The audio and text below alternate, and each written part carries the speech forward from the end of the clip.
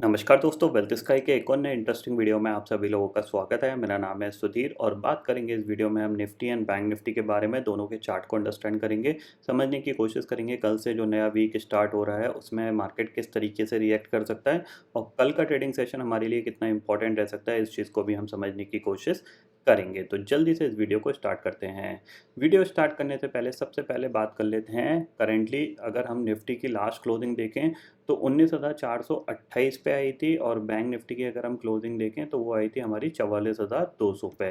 अब यहाँ पे अगर आप थोड़ा सा अंडरस्टैंड करोगे तो ग्लोबल मार्केट में क्या चल रहा है, ग्लोबल मार्केट में थोड़ी बहुत प्रॉफिट बुकिंग चल रही है क्योंकि पिछले 3 महीने से ग्लोबल मार्केट ने भी बहुत अच्छा परफॉर्म किया है। तो नैस्डैक आपको थोड़ा सा नीचे की तरफ जाता हुआ दिखाई दे रहा है क्योंकि इसने जो हाई बनाया था वो अराउंड 15,928 का बनाया था, उसके बाद 15,000 के आसपास आके ये क्लोज हो रहा है। ठीक है, तो ऊपर से देखा जाए तो इसमें भी ठीक ठाक सा करेक्शन हो चुका है, नीचे थोड़ी सी जगह अभी भी बाकी है, हो सकता है 14,800 तक भी ये चला जाए, बट मेरे को लगता है इस लेवल के आसपास इसको सपोर्ट ले लेना चाहिए।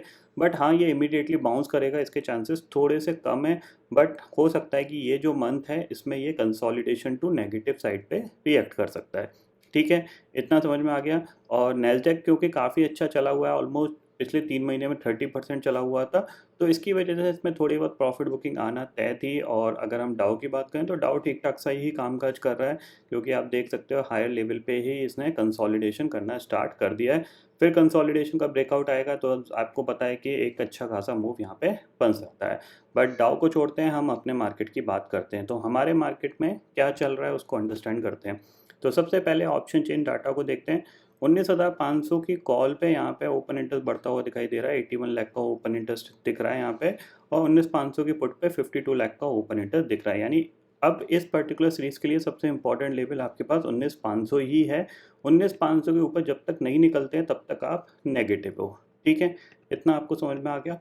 देखो, एक चीज़ समझ ध्यान से देखो, सुनना, ये वाली बात बहुत इंपॉर्टेंट है। बहुत सारे लोग पूछते हैं कि जो प्रॉफिटेबल ट्रेडर है वो ऐसा करता क्या है जिससे कि उसको प्रॉफिट हो रहा होता है और बाकी सारे लोगों को लॉसेस होता है। देखो, मार्केट एक रैंडम प्लेस है, रैंडम प्लेस है तो जाहिर सी बात है जब बहुत सारे लोगों की सोच एक जैसी काम करती है तो मार्केट ऊपर जाता है, बहुत सारे लोगों की सोच जब नेगेटिव काम करती है तो मार्केट नीचे जाता है, जाहिर सी बात है। बट इंट्राडे में ये चीज़ें ज़्यादातर एप्लीकेबल नहीं होती क्योंकि इंट्राडे में क्या होता है, वॉलेटिलिटी होती है। मार्केट को ऊपर जाना है लेकिन पहले वो ऊपर जाएगा, फिर करेक्ट करेगा, फिर ऊपर जाएगा, यानी रिट्रेस करेगा, फिर ऊपर जाएगा। तो उस जो एक वॉलेटिलिटी होती है इंट्राडे की, उसमें ज़्यादातर लोग ट्रैप हो जाते हैं। तो मैं हर किसी को एक सजेशन देता हूँ कि मार्केट को आप हमारे नज़रिए से मत देखो। अगर हम आपको बोल रहे हैं कि यहाँ पे आपका सेल बनता है और आप सुबह उठ रहे हो, उठते ही आप सेल पे बैठ जा रहे हो, तो उस नज़रिए से अगर आप मार्केट को देखोगे तो आपके बहुत ही मुश्किल है कि आप प्रॉफिटेबल बन पाओगे। अगर आप मोबाइल से ट्रेड कर रहे हो, अगर आप चार्ट देखे बिना ट्रेड कर रहे हो तो बहुत ही, फिर तो नेगेटिव चांसेस हैं कि आप प्रॉफिटेबल ट्रेडर बन जाओगे। फॉर एग्जांपल आपको डिफरेंटली क्या सोचना है मार्केट के बारे में वो मैं आपको एक एग्जांपल के तौर पे समझाता हूँ। देखो, लेट अस सपोज मैंने बोला कि मैं यहाँ पे सेल करके काम करूँगा, तो मैं क्या देखूँगा, मैं कल मार्केट में ये देखूँगा कि अगर मेरा सेलिंग का व्यू है तो क्या मेरा फर्स्ट सेटअप सेलिंग का बन रहा है या नहीं बन रहा।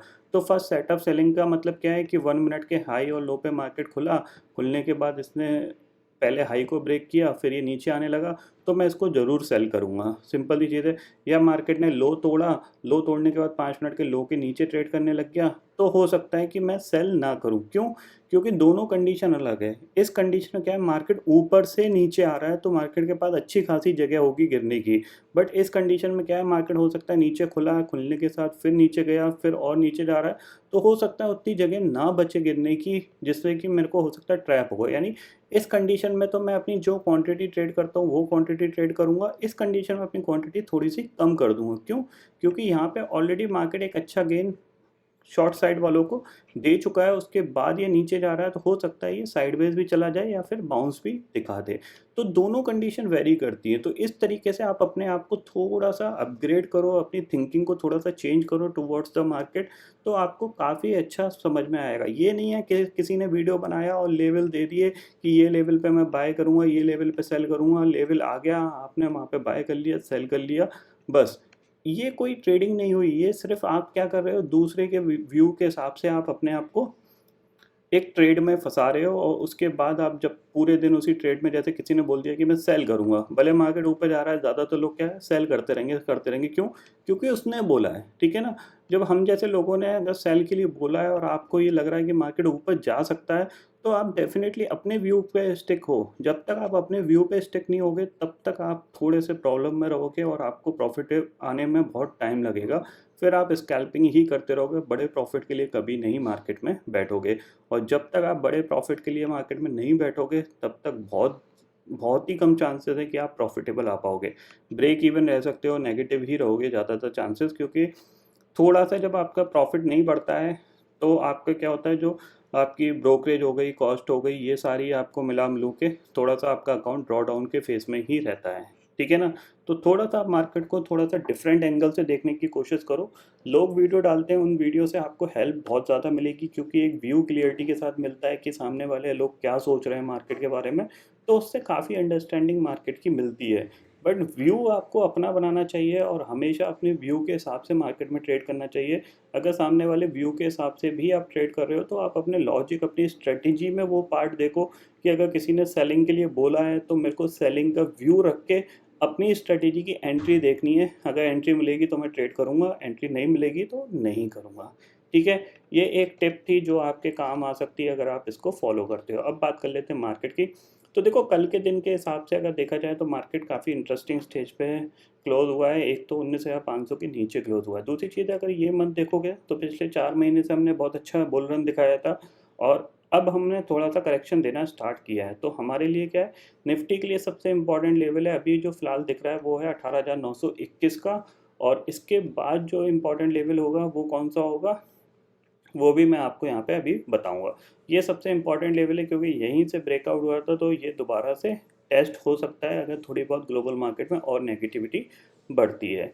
एक चीज़ ध्यान में रखिएगा, 19,428 पे निफ्टी क्लोज हुआ है। तो अगर डे चार्ट पे चलते हैं तो यहाँ पे मैंने आपको बताया कि अगर मूविंग एवरेज पे जाओगे तो 50 डे मूविंग एवरेज के आसपास ये जा रहा है। और काफ़ी दिन हो गए इसने, ऑलमोस्ट अप्रैल मंथ्स के बाद मई निकल गया, जून निकल गया, जुलाई निकल गया, 50 डे मूविंग एवरेज को टेस्ट नहीं किया है। तो वैल्यू आ रही है 19,240 के करीब पे। तो ये आपके पास एक सपोर्ट एरिया हो सकता है जहाँ से ये एक बाउंस दिखा सकता है। तो इस पर आप ज़रूर फोकस रखिएगा।